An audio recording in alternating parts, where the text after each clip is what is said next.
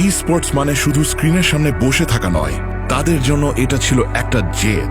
প্রথমবারের মতো বিশ্বমঞ্চে বাংলাদেশ নামটা যখন দেখা গেল, তখন মনে সাহস পেল তারা। মনে হয়েছিল হ্যাঁ, তারা পারবে। আমরা বাংলাদেশে গেম এখনো জব হিসেবে কেউ নেই না, মানে আনএমপ্লয়মেন্ট থেকে বের হওয়ার একটা ওয়ে এটা কেউ জানেই না। FFWS বাংলাদেশ এটা তাদের জন্য শুধু একটা প্ল্যাটফর্ম ছিল না, এটা ছিল তাদের সেই স্বপ্ন যেখানে সেরা দুটো দলের লক্ষ্য ছিল একটাই, নিজেদের সবটুকু উজাড় করে দিয়ে জাকার্তার মাটিতে পা রাখা। হঠাৎ করে শুনি যে FFWS BD আসতেছে। এই জিনিসটার জন্য ওয়েট করতেছিল যে কোন দিন এই জায়গায় আসতে পারবো আর এই সাকসেসটা গেইন করতে পারবো। আমরা আগে তো শুধু এমনিতে লোকাল টুর্নামেন্ট খেলে যেতাম, এখন অফিসিয়ালি যেহেতু টুর্নামেন্ট দিছে, তো আমাদের ওয়ার্ল্ড কাপেও খেলার এখন চান্সেস আছে। আমার শুরু থেকেই একটা ইচ্ছে ছিল যে আমি বড় হয়ে গেমারই হব, স্পোর্টস খেলবো, দেশের বাইরে যাব দেশকে রিপ্রেজেন্ট করার জন্য। আমরা নিজের ফুল প্রিপারেশন নিয়ে নিয়েছি, টিম গুছিয়ে নিয়েছি, টিম কম্বিনেশন মিলিয়েছি। ইন্দোনেশিয়ার গ্লোবাল ফাইনালস আমাদের জন্য অনেক বড় একটা প্ল্যাটফর্ম, সো আমরা চেষ্টা করবো আমাদের বেস দেওয়ার এখানে। RHK এবং RC যখন ব্যাটল গ্রাউন্ডে নামলো, তখন বুঝেছিলাম চাপ কাকে বলে, কিন্তু আমরা জানতাম পিছু হটার জায়গা নেই। বিশ্ব দেখলো এক লড়াকু বাংলাদেশকে। হয়তো সবটা তাদের নিয়ন্ত্রণে ছিল না, কিন্তু শেষ মুহূর্ত পর্যন্ত লড়ে যাওয়ার ইচ্ছাটা ছিল একদম মন থেকে। কুট্টুস ফ্লিকার একসাথে আক্রমণ করলো তারা। ও মাই গড! এন্ড এই মুহূর্তে একটা বড় সুযোগ রয়েছে রেড হকসের কাছে এই ম্যাচটাকে বুয়াতে রূপান্তরিত করার। ওয়াও, আরসিআর ডিকেরা মাত্র হচ্ছে কি একটা নাটকীয় সিন আমরা মাত্র উপভোগ করলাম। Last shot, and that's a brilliant moment, secured by Red.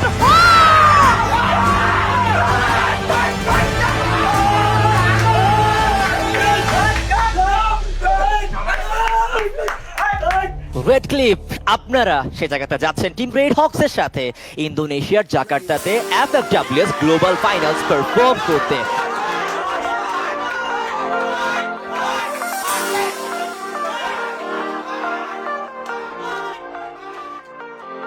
আমরা বাংলাদেশ থেকে চ্যাম্পিয়ন হয়ে জাকার্তার জন্য কোয়ালিফাই করছি। আমরা জাকার্তা এক্সপ্লোর করতেছি, এখানকার ফুড, এখানকার কালচার, ট্রেডিশন সবকিছু। এখানের মানুষগুলো অনেক হাম্বল। Indonesia.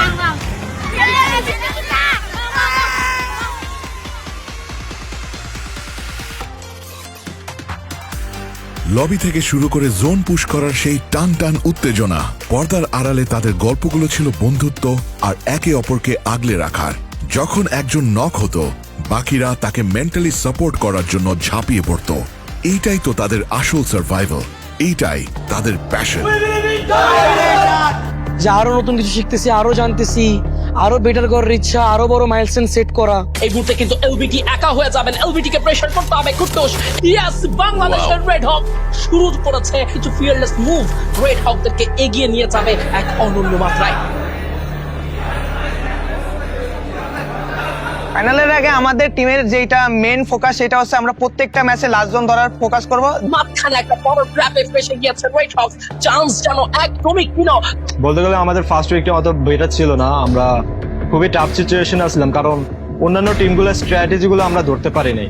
আমাদের বন্ডিং যেটা সেটা হচ্ছে ইন গেম থেকে ইন রিয়েল লাইফে বেশি ফোকাস। তো আমরা এমন না যে ম্যাচ খারাপ গেছে বলে আমরা আমাদের মেন্টালিটি উইক করে ফেলবো, কেউ কাউকে কখনো ব্লেম দেয় না আমাদের টিমে। স্কোরবোর্ড সবসময় তাদের পক্ষে কথা বলেনি, এটা সত্যি। তবে প্রতিটা ফাইটে তারা শিখেছে হারটা কষ্টের, কিন্তু সেই কষ্ট থেকেই নতুন করে শুরু করার জেদটা জন্মেছে। অনেক লেসেন্স ছিল, আমরা চেষ্টা করছিলাম যে পয়েন্ট টেবিল সবচেয়ে হাইস্ট থাকতে। The main struggle was, I think, lack of experience. এই একটাই ফল্ট ছিল আমাদের, যেটার জন্য আমরা পিছায় যাই। হাতের আঙ্গুল চালানোর উপর সবকিছু ডিপেন্ড করে না, তোমার ডিসিশন মেকিং, তোমার টাইমিং, পেশেন্স। আবার হোঁচট খেয়েছি, আবার পড়ছি, আবার শিখছি। বাংলাদেশের মানুষের একটা হাই এক্সপেকটেশন আমাদের উপর শিওরলি থাকা উচিত, কজ আমরা বাংলাদেশে অনেক ভালো করে খেলি, তাদের আমাদের উপর আত্মবিশ্বাস আছে। যারা আমাদেরকে সাপোর্ট করে অনেক অনেক ধন্যবাদ। আপনাদের সাপোর্টের কারণে আমরা ডে বাই ডে নিজেদের ভিতর ইমপ্রুভমেন্ট আনতেছি। আমাদের কিছু কিছু মুহূর্ত ছিল যেখানে আমরা বুয়া নিতে পারতাম। 4 জন প্লেয়ার বেঁচে থাকলেও লাস্টে গিয়ে কিছু একটা মিস্টেক হয়ে যায়। ওদের আর কি দেখাই যাবে না এইভাবে আর কি পজিশন ধরে। ওদের থেকে যা যা শিখছি ওইগুলো আমরা দেশের লবিতে আমরা ট্রাই করব।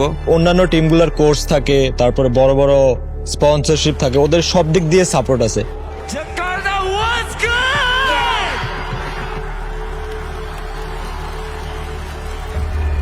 বিশ্বমঞ্চ তাদের চোখে আঙ্গুল দিয়ে দেখিয়ে দিয়েছে যে চ্যাম্পিয়ন হতে হলে শুধু গেম খেললে হয় না, দরকার ইস্পাত কঠিন মনোবল আর সঠিক প্ল্যানিং। এইখানে এরকম একটা স্টেজে বসা তো আর কি স্বপ্ন ছিল, স্বপ্নই থেকে গেল, পরের বার দেখি বাড়ি কিনা। পরের বার হবে ইনশাল্লাহ। তারা হোঁচট খেয়েছে ঠিকই, কিন্তু থেমে যায়নি। সরাসরি দেখছি যে গ্র্যান্ড ফাইনালের প্লেয়ার এন্ট্রি, তারপর টপ নোটস পারফরমেন্স, খুবই ভালো লাগতেছে। এত এত দর্শক, এত ক্রাউড, সেই ভাই মানে এক কথা বলতে গেলে একবার পুরো গোসবাম। তাদের লড়াইটা এখান থেকেই শুরু হলো। ওয়ার্ল্ড ক্লাস প্লেয়ারদেরকে যদি আপনারা দেখেন, ওদের ডিসিপ্লিন, ওদের গেম প্লে, ওদের সবকিছু অন এ ডিফারেন্ট ডাইমেনশন। আমাদের প্লেয়ারদের শেখার অনেক কিছু বাকি আছে। এবার যেমন গ্র্যান্ড ফাইনালে বাংলাদেশে আমরা কোয়ালিফাই করতে পারি নাই, নেক্সট ইয়ার আমরা অবশ্যই কোয়ালিফাই করতে চাই। আরো ধৈর্য ধরতে হবে, সুযোগ দিতে হবে এবং প্লেয়ারদের সাথে থাকতে হবে। যদি বাংলাদেশে সঠিকভাবে স্পোর্টসটা আগায়, আশা করি 1 থেকে 2 বছরও লাগবে না মনে হয় এরকম ক্রেজ তৈরি হইতে। আজ হয়তো তারা ট্রফিটা নিয়ে ফিরতে পারেনি, কিন্তু তারা তাদের অস্তিত্বের প্রমাণ রেখে এসেছে। বিশ্বাস রাখি পরের বার গল্পটা অন্যরকম হবে।